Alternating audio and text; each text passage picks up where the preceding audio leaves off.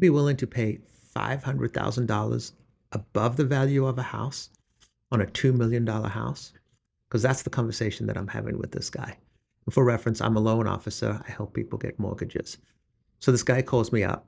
He explains to me that he was looking for a house in the certain location and he found the perfect house. He said, but the house is only listed for rent. It's not listed for sale. I said, okay. He says, but I would really like to buy this house and I'd be willing to pay as much as $2.5 million for the house. I said, okay. I said, have you spoken to the seller yet? He goes, I haven't spoken to the seller in reference to buying the house. I wanted to see if I could get some financing first.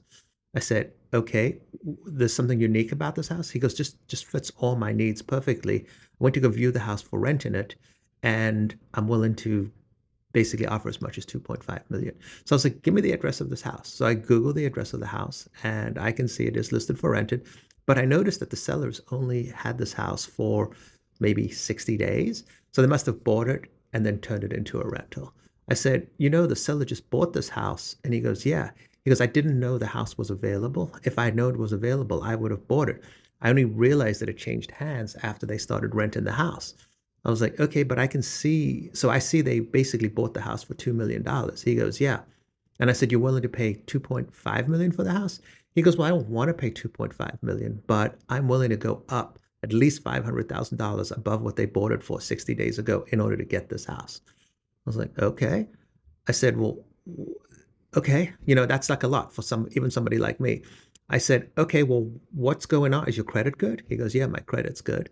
I said, what kind of loan do you want? He goes, well, I would put 500 down and I would want to borrow 2 million. So what happens if the house only appraises for 2 million? He goes, well, then I will put 500 down and I'll borrow 1.5 million and I'll pay the extra 500,000 in cash. So in that case, I would bring 1 million if it didn't appraise. He goes, but I think it would appraise close to 2.5 million. I think they got a really good deal on that house. I said, okay, what about how you're going to qualify? He goes, well, I want to do one of your asset-backed loans. I was like, okay, you have a bunch of money somewhere? He goes, yeah. He goes, how much do you need to see? I was like, I don't know. I just need to see enough to cover the house and a little extra. He goes, well, I have a money market account that has $5 or $6 million in it. Would that get it done? I was like, yeah, that would get it done. I was like, how long's the money been there? Because the money's been there for maybe 6 months. I was like, the money's in a money market account? He goes, yeah. He goes, it's like a high yield account. I'm making 4% or so. So I'm making about $200,000 a year on interest. And I just like to keep the money in a place where I can get to it quickly.